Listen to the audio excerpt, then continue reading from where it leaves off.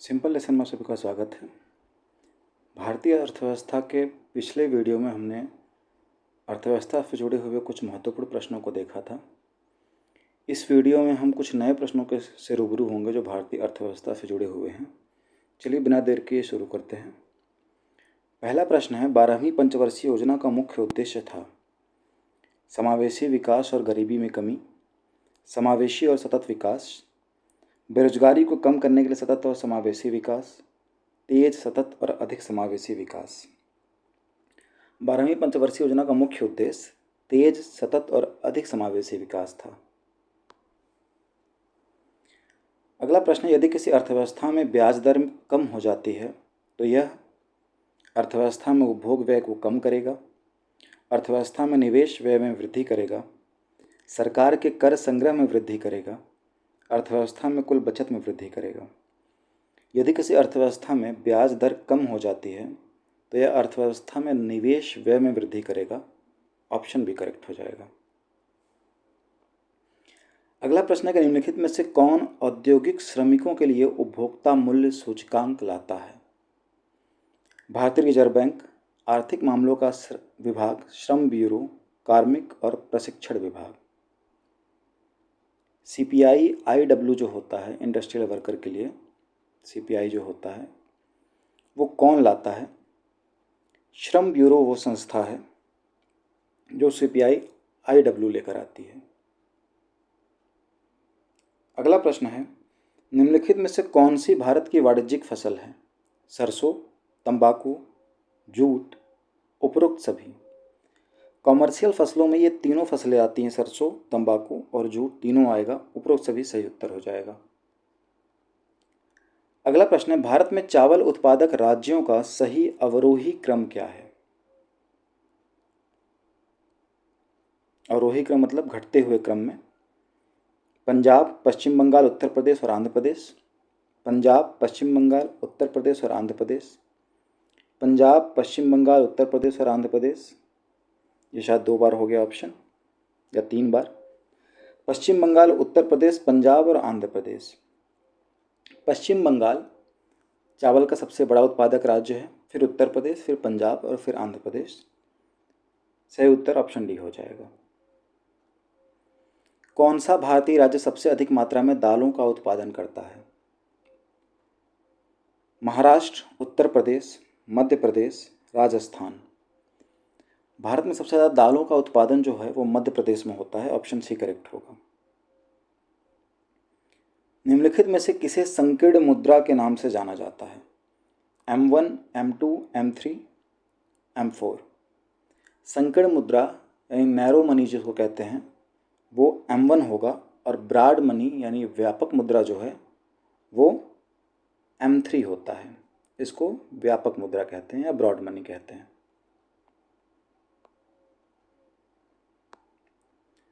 अगला प्रश्न है, औद्योगिक मजदूरों के लिए वर्तमान उपभोक्ता मूल्य सूचकांक सीपीआई का आधार वर्ष है। सीपीआई आईडब्ल्यू श्रम ब्यूरो जारी करता है, पर उसका आधार वर्ष क्या होता है? ये प्रश्न है। 1980, 1981, 2016, 2011, 12। सीपीआई आईडब्ल्यू का जो आधार वर्ष है वो 2016 है। अर्थशास्त्र चुनाव का विज्ञान है, यह कथन है मार्शल का, रॉबिन्स का, एडम स्मिथ का, जेके मेहता का। अर्थशास्त्र चुनाव का विज्ञान है, ये कथन रॉबिन्स का है। इनकी पुस्तक थी nature and significance of economic science. इसी में उन्होंने ये कथन दिया था। अगला प्रश्न है, मूल आर्थिक क्रिया है व्यापारिक क्रिया, आवागमन, उपभोग, कृषि। मूल आर्थिक क्रियाएं 3 होती हैं बेसिकली। पहला होता है उत्पादन, दूसरा होता है वितरण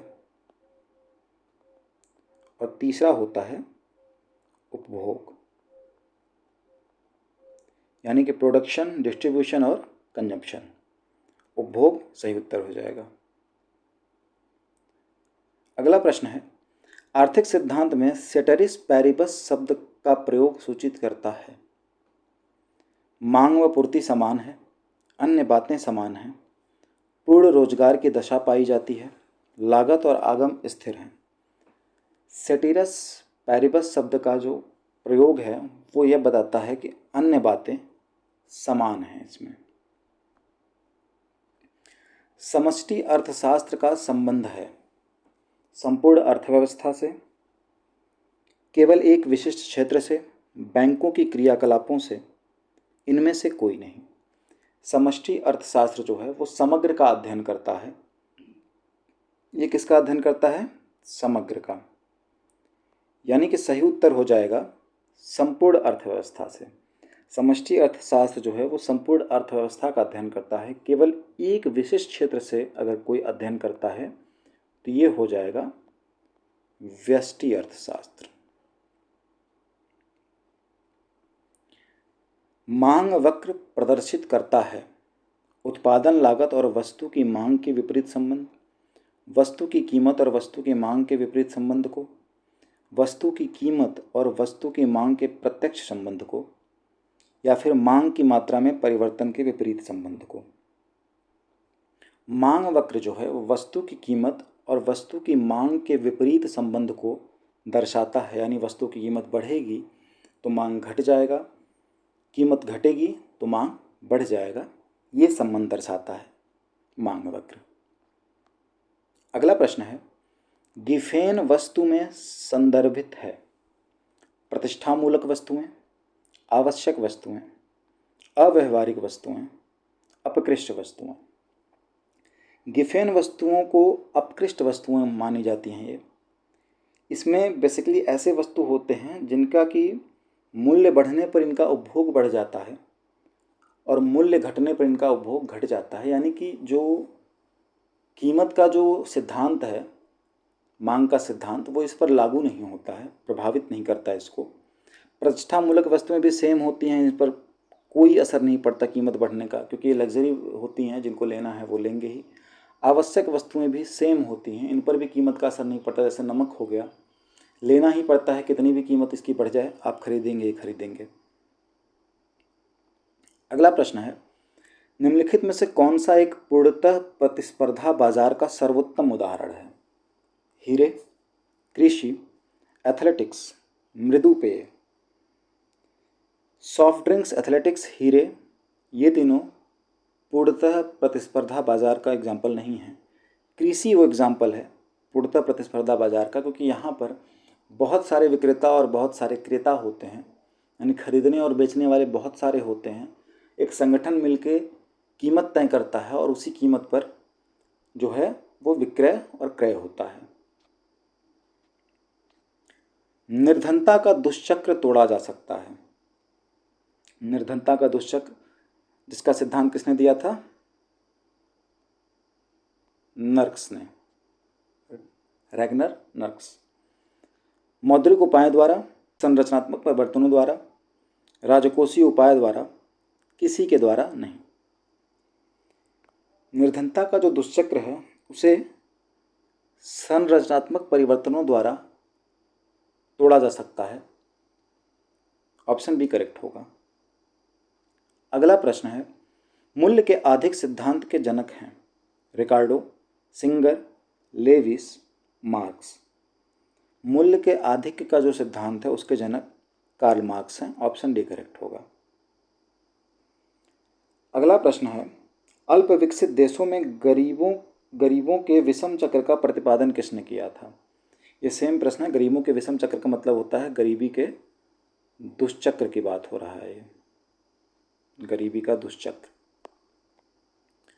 रैगनर नर्क्स ने इसका प्रतिपादन किया था। मानव विकास सूचकांक में भारत का स्थान है 134वां, 145वां, 189वां या 101वां। मानव विकास सूचकांक में भारत जो है वो 134वें नंबर पे आता है। ऑप्शन ए करेक्ट होगा। अगला प्रश्न है, फेमा का पूर्ण रूप क्या है? विदेशी मुद्रा प्रबंधन अधिनियम, फंड्स एक्सचेंज मैनेजमेंट एक्ट, वित्त संवर्धन मौद्रिक अधिनियम, future exchange management act. FEMA का जो पूर्ण रूप है वो विदेशी मुद्रा प्रबंधन अधिनियम यानी फॉरेन एक्सचेंज मैनेजमेंट एक्ट है, इसी को कहते हैं फेमा। अंग्रेजी में अगर आप इसको देखना चाहें तो हो जाएगा फॉरेन एक्सचेंज मैनेजमेंट एक्ट, इसे फेमा कहते हैं। ये बना था 1999 में, सन 2000 से लागू हुआ था, और सन 2000 से जो फेरा जो 1973 में बना था, फेरा जो है वो निष्प्रभावी हो जाता है। अगला प्रश्न है, आर्थिक नियोजन शामिल है राज्य सूची में, संघ सूची में, समवर्ती सूची में, इनमें से कोई नहीं। आर्थिक नियोजन जो है वो समवर्ती सूची का हिस्सा होता है। ऑप्शन सी करेक्ट होगा। अगला प्रश्न है, निम्नलिखित में से कौन भारत में शेयर बाजार को नियंत्रित करता है? एमआरटीपी, फेमा, फेरा, इनमें से कोई नहीं। सही उत्तर हो जाएगा ऑप्शन डी, इनमें से कोई नहीं, क्योंकि भारत में शेयर बाजार को नियंत्रित करने का जो काम है वो कौन करता है? वो करती है सेबी। सेबी यानी कि security and exchange board of India. अगला प्रश्न है, भारत में कोपरा कब लागू किया गया? कोपरा को कहते हैं कंज्यूमर प्रोटेक्शन एक्ट, CPRA। कोपरा जो है यानी उपभोक्ता संरक्षण अधिनियम, यह सन 1986 में लागू हुआ था।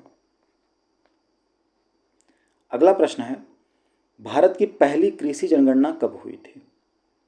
1892, 1931, 1964 या 1970? भारत में पहली कृषि जनगणना जो है वो 1970-71 के दशक में हुई थी। ऑप्शन डी करेक्ट होगा।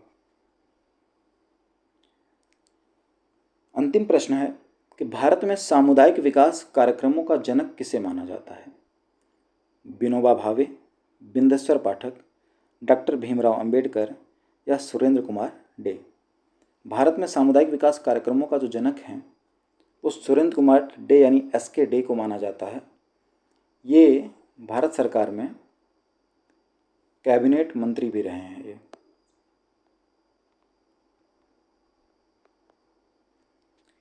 ये थे 25 प्रश्न जो भारतीय अर्थव्यवस्था से जुड़े हुए थे।